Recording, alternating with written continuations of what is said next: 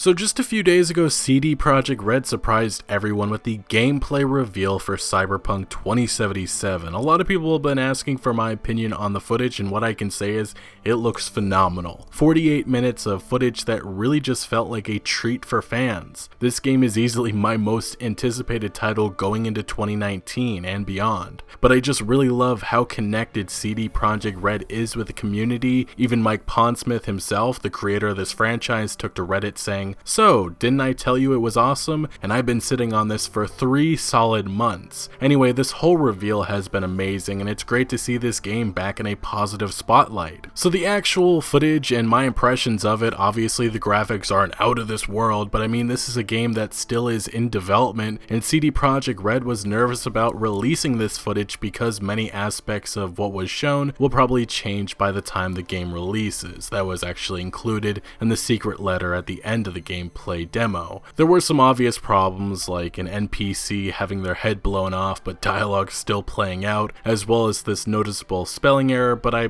actually appreciate seeing this game in an authentic state. I don't know how often other game developers edit their game footage to look 10 times better than what it actually ends up being. I've seen some criticism going around, and if you're not impressed, all I can say is this game still has a lot of development needed, and things are going to improve over time. Personally, I loved every second of the gameplay footage. Few games can get me this excited, but CD Projekt Red has done it again. What I appreciate the most from what I saw is just how alive this world feels, as well as CDPR holding onto the mature elements that often feel watered down in other open world experiences. Now, like I did with my Red Dead Redemption 2 gameplay video recently, I'm not really going to break down what was shown, as I feel the narrator in that video kind of already did that, but I did want to go over some of the smaller gameplay details which you may have missed, and I also want to go over some of the latest news and details coming from CD Projekt Red on the game that I feel has been overshadowed by this big reveal. So nonetheless, to start, we actually get to see that weapons and outfits will come with 5 different levels. Going in order, you have Common, which appears in gray, Uncommon, which appears in green, Rare appears in light blue, Epic appears in purple, and I don't believe we see the last level, but it's most likely Legendary, coming in either orange or red. We actually do get a brief look at our inventory, and we can see all the different parts of V that we'll be able to customize with higher level gear and items as we progress through the world of Night City. During the character creation, we get a look at our stats and comparing it to the tabletop Cyberpunk 2020. There are some noticeable differences. While we don't see an attractiveness or movement allowance or luck or empathy or body type stats in Cyberpunk 2077, I do think in other ways it will be covered. Body type clearly being split into strength and constitution, attractiveness being covered by the street cred system probably, empathy possibly being part of the humanity system we're introduced to when we see V upgrading implants of the Ripper Doc, other stats like movement allowance, which in the tabletop covered how fast your character could run, and also had a few substats maybe now just covered in cyberware. We continue to get hints of some sort of potential space mission. We first saw that in the E3 2018 trailer, as one scene quite clearly has people traveling in space. Also, right at the very start of the trailer, I should have mentioned this before, we get a look at the map of Night City and we see the Orbital Airspace Center. This all makes sense since in Cyberpunk 2020 there are a few cities and bases set on the moon, one of which is called Tycho, and based on a census done in 2025, there is a population of 18,000 people. Another colony, Clavius, was completed in 2025 and was described as being 3 times bigger than Tycho and being totally self-supporting. There's also some very big events that occurred in space, but the overall point is, over 50 years later, we should expect there to be even more cities on the moon, and this location being very important. Earlier this year, a leak came from GamePressure.com which said that CD Projekt Red was working on some sort of moon mission. I should also point out that this website was the first to say that the game would be coming at E3 2018 with a trailer and a gameplay demonstration presented only to the press, and they also were first to claim the game would be played from a first-person perspective, which obviously all turned out to be true. In the latest gameplay demo, we continue to get more hints at space travel, as we can see an advertisement and a building for Orbital Air. It'll be very interesting how this moon setting plays plays out in the game and how important it could be to the main storyline. As V wakes up and wanders around her apartment, we get a look, or I should say a mention, at Braindance, which is a feature that is a form of futuristic drug-like virtual reality that allows people to pretty much take part in acted situations or real memories of somebody like a rich celebrity. Essentially, it allows the poor people to escape the real, harsh, and cruel world and live or at least feel like a celebrity just for a little bit. No one really knows how this will work in game, if it'll be a full game mode or just a cutscene, but I'm very curious how this feature may or may not work. When V is getting some new upgrades done with the Ripper dock, we see a mention of humanity cost, which has to be hinting at some sort of system and maybe consequences of getting too many implants. In the tabletop game, this would lead to cyberpsychosis, which essentially means you would start losing your humanity or sanity and not showing emotion or empathy, and even possibly going crazy from all your implants. As far as I understand, this will be present in the game, but V will not be affected. So I do wonder how this humanity system will work. The only prediction I have right now is that interactions may be impacted based on how much cyberware you have, like certain people may trust you more and others maybe not. This could also lead into different dialogue options we have available. Now, one criticism some have had with the gameplay was all the damage numbers flying around on an enemy's body whenever V was shooting at them. CD Projekt Red's community lead confirmed on Twitter that they are planning on allowing players to turn off and on a lot of the heads-up display elements like this. Now, another criticism I saw a YouTuber point out was the fact that you could see NPC names like Dirt Girl or NC Resident, and then there would be someone with a name which meant that that was someone with a quest. They saw it as taking away from the immersion, but this was also something present in The Witcher 3 that could just be turned off. And also the reason why this is possible is because of V's cybernetics, but Mike Pondsmith also actually responded on Reddit to this criticism saying, or Maddie, it could be that characters with names are people V actually knows, as opposed to quest givers. If you are curious at all to who is the female voice actor for V, CD Projekt Red's community lead confirmed on Twitter that it is Jeremy Lee. Also, the official Cyberpunk 2077 Twitter account confirmed that there would indeed be a photo mode, so you can capture images of all the action-packed or beautiful moments that you may run into. Now, continuing on, I next want to go over briefly some new details that were given in a German Gamescom interview. I'll have a link in the description to the Reddit post which thankfully translated what was said. Now, some of the highlights and key information is that CD Projekt Red has learned their lessons from The Witcher 3. They would explain how painful it was to delay that game, and further added that they will release Cyberpunk 2077 only when they feel the game is finished and they're comfortable with it. People will react to clothes and your appearance. If you look cool, people will recognize. Tattoos, hairstyles, outfits are listed as being important and will impact your stats. Side quests will affect main quests. Things may change considerably if you don't do the quest or mess it up, which I believe we actually got a taste of that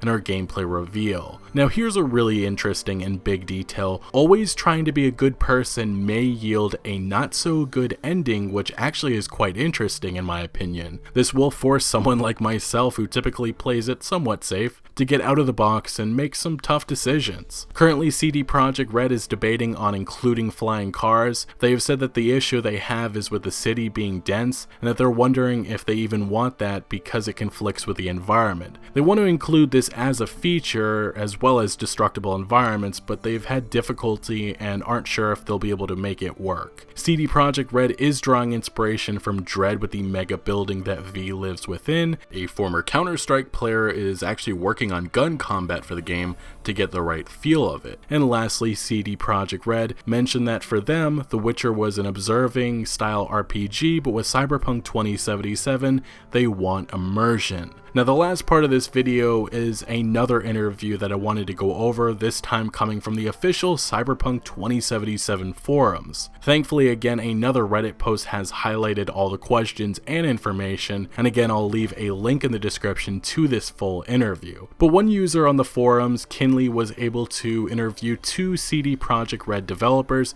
Kyle Rowley, Associate Design Director on the game, and Philip Weber, Senior Quest Designer. Here are some of the standout questions and and answers. First, this forum user, Kinley, would ask, how do skills and stats work in Cyberpunk 2077? How does a gun skill affect shooting? How does hacking skill affect hacking? How do stats affect V and his or her mobility and activities, etc.? Are these RNG checks for anything or just hard thresholds? Philip Weber would respond saying, actually we have that in a very broad sense, and that we actually have many different versions of progression. We have classical attributes where you get experience and you can level up and then spend those points on attributes like strength and so on. These attributes can also change depending on what cyberware you use, but cyberware can also change other things, an example being the mantis blades, with which you get an entirely new ability to use. You also have street cred. You can get it from doing various things like side quests and so on. You will get it where it makes sense to get street cred. To use the demo as an example, you have Dexter Deshawn. He is a fixer. If you start doing contracts for him, you get street cred. People start learning your name, and this could unlock higher level fixers that give you more dangerous jobs that yield more rewards. It can also give you access to higher class vendors and so on. Next, this actually goes back to the stats that we were discussing earlier, but Kinley asked about some of the missing ones, saying empathy and attractiveness stats are apparently cut. Is there any sort of mechanics to replace them? Are there any other social stats and skills, and if yes, how do they work? Weber would respond saying, I actually don't know if certain skills were cut or not, because that is still something that is very much in flux. The list of skills is not final, so if we think that a certain skill will help us in one way or another, then we will add it. It is too early to say that a certain skill is cut or something replaces it entirely.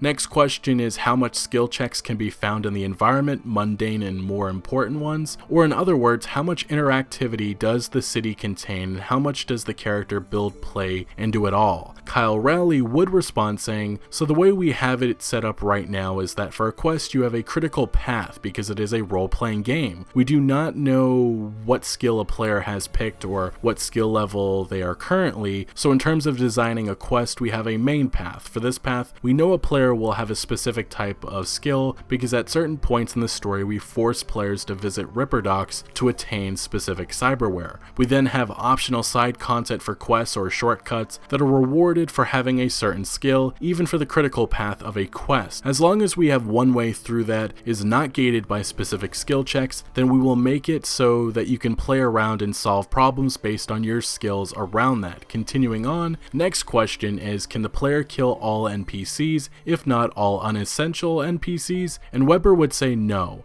We would like to tell a very good story, and our stories have always been very character driven, so some NPCs have to be essential to the story that we are telling.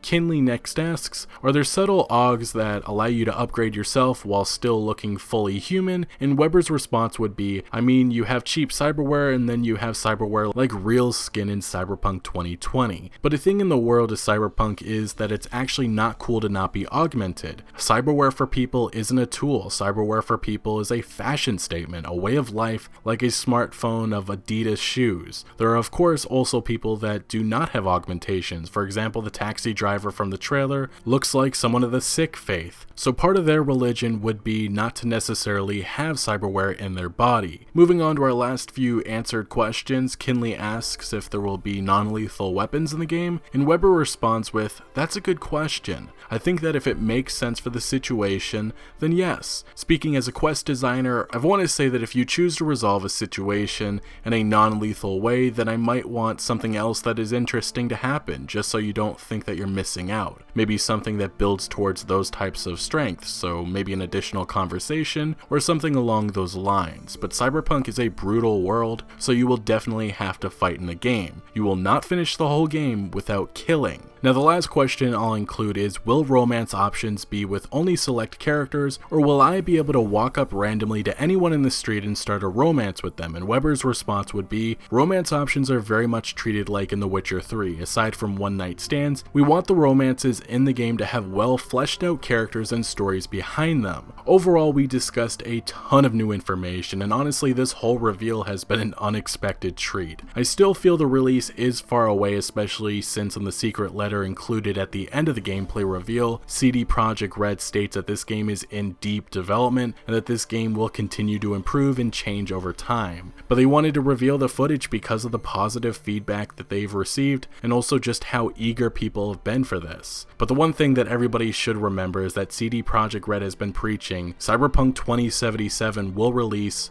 when it's ready, and the only thing that they're looking for right now is perfection, so it's going to take some time, hopefully not too long. I'm expecting maybe fall of 2019 as maybe the earliest. Either way, what do you think of the gameplay footage? Let me know your thoughts in the comment section below, but thank you for watching. Make sure to leave a like if you did enjoy this video or found any informative value, and consider subscribing for more videos like this, and I'll see you later.